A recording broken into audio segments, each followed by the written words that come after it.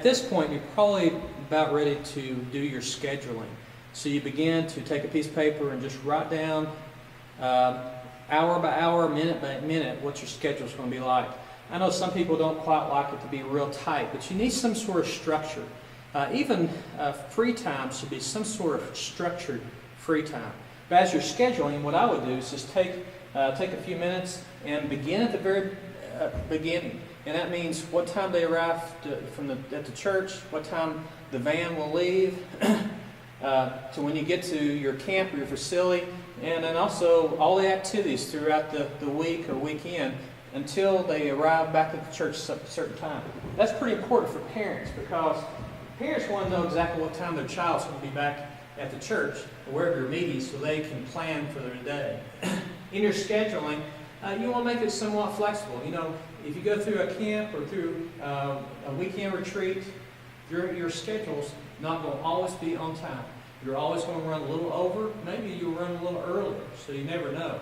Give plenty of time in between your activities. Like, for example, if you're having worship, you may have a great worship time that may run over as long as 30 minutes over if God's really moving.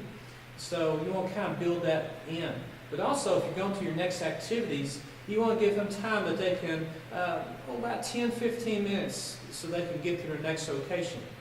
Especially if they're swimming, they need probably 30 minutes to be able to change clothes and get ready. Or even go into their meal, they need to wash up. Or any other activities, they may need to take some extra time. Even that extra time to be able to get their Bible and bring it to worship service.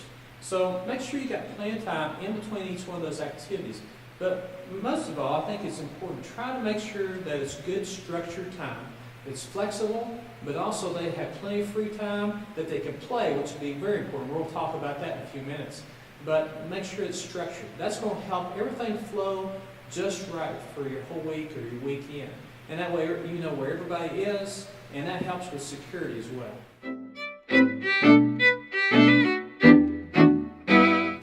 One of the things that you look for at a camp or a facility that you're having your retreat is just activities, good fun activities. It doesn't matter what age, from children, youth to adults, to even senior adults, what kind of things that they have to offer you. And that's an important thing when you're out looking at a camp and you're scouting around to find the perfect place for you. You want to look for activities, especially when you're looking at youth and children. For example, for youth, there may be a challenge wall or a paintball course, or for children, there may be some low elements that the camp can use their facilitators to work with small children. Also look for a place that has a pool. Not all facilities have pools, but they have a pool or athletic field.